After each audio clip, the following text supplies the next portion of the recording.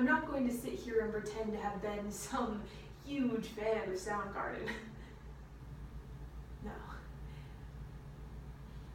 I was a fan of Chris Cornell. I loved that solo song Seasons that he had. It's this droning acoustic about isolation and the meaningless passing of time. Of all the great musicians that were packed into Seattle in the late 80s and early 90s, Cornell just seemed to rise a bit above the others. He was the unofficial communicator of the Seattle scene.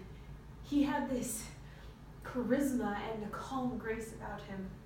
He was thoughtful, charming even in interviews, unlike his compatriots who disdained fame and accolades. Or at least pretended to. Chris Cornell was the guy who seemed most like he could handle all of the pressure without it turning into an existential crisis.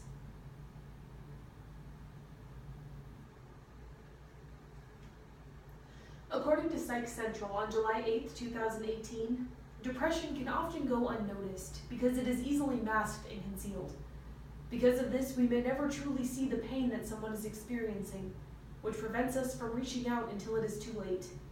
And stigmatization prevents our friends from asking for help. And while this may seem like an old conversation, it is still relevant today, with recent losses like Anthony Bourdain, Kate Spade, Robin Williams, and Mac Miller. Because we can never truly see their pain, how can we possibly judge their actions? We can never stop having this conversation until our friends are no longer afraid to ask for help. Through the tribute piece to lead singer of Soundgarden, Chris Cornell, one person will explain the feelings that we are capable of when one of our idols departs. And we will see that how we can still admire those who lose their battle to depression. It's Not What You Think, by Rich Larson. For 2 days, I've been working on this piece to pay tribute to him, and it's been a struggle. Usually when I have this issue, it's because I'm sitting in front of a blank computer screen just trying to figure out what to say. But that's not the issue this time. This time I have way too much to say. Chris Cornell died early Thursday morning. His band, Soundgarden, played a show Wednesday night at the Fox Theater in Detroit. 2 hours after the show ended, he was gone.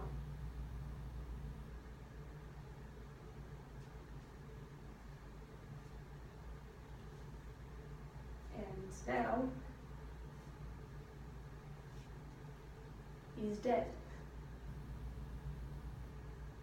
Because as it turns out, he'd been dealing with an existential crisis for most of his life. And it's taken me a little while to understand why his death has affected me as strongly as it has. At first I thought, well, maybe it's because I was mostly a bystander while the music of my generation was taking off. Just as Nirvana and Pearl Jam were hitting their gigantic breakthroughs, my fiance and I found out we were pregnant. So instead of investigating mosh pits or seeing Soundgarden at Lollapalooza, I was changing diapers and hastily throwing together a wedding. And while that's a legitimate thing, I still don't think that's exactly what's been bothering me. And then I thought, well, maybe it's a generational issue. Grunge is the gift that Generation X gave to the world of music. We took all of our slacker cynicism and mixed it up with our older siblings' sneering punk attitudes. And while we were wallowing in our splendid alienation, our spokespeople, predictably, started dying. First, it was Andrew Wood of Mother of Love Bone. And a couple years later, Kurt Cobain with a shotgun. He was 27. Kristen Pfaff of Hole overdosed and died in a bathtub, and then Shannon Hoon of Blind Melon overdosed and died on a tour bus. Our Bob Dylan, the voice of our generation, threw it all away because he was afraid of becoming a cliche. At least, that's what we told ourselves at the time.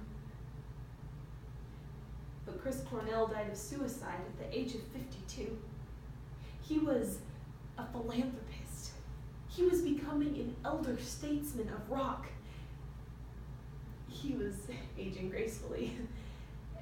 And his voice still had all of the power and the strength that it had displayed in his youth. He was a philanthropist. He was a dad. He was a grown-up. And now he's gone. And his death is the one that is affecting me the most.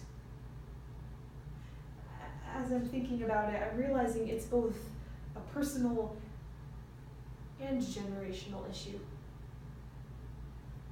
Because Cornell had a long struggle with depression. As have I, and I'm sure as have many of you.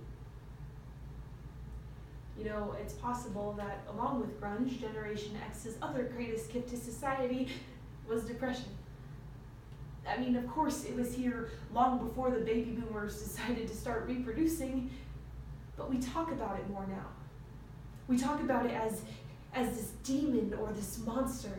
It's this dark shadow that shows itself at any point in time without warning. It surrounds us, isolates us, and quiets us.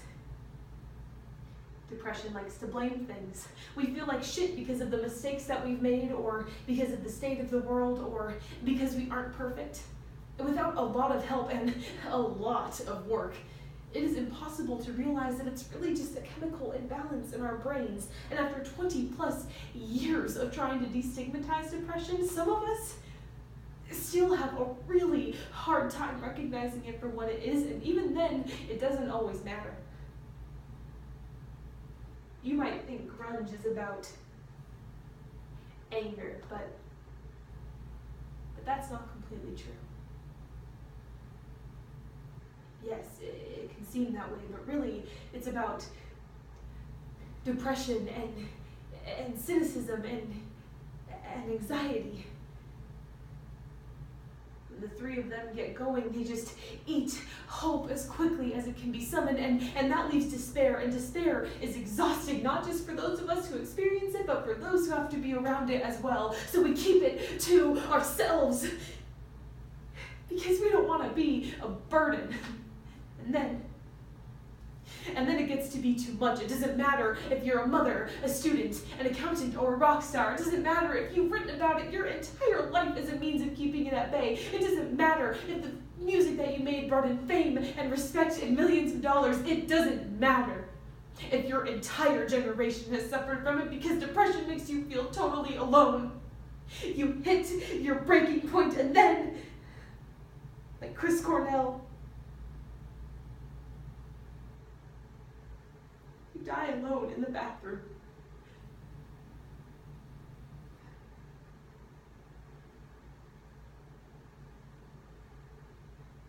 Chris Cornell is speaking to us all one last time.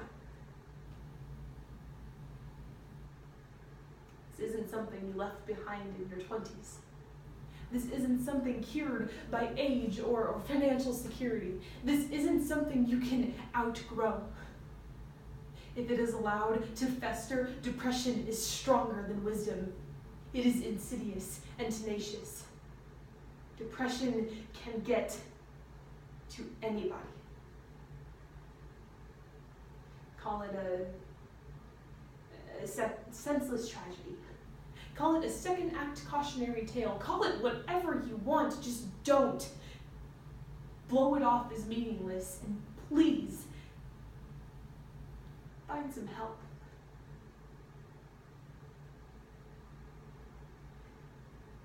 And rest in peace, Chris Cornell.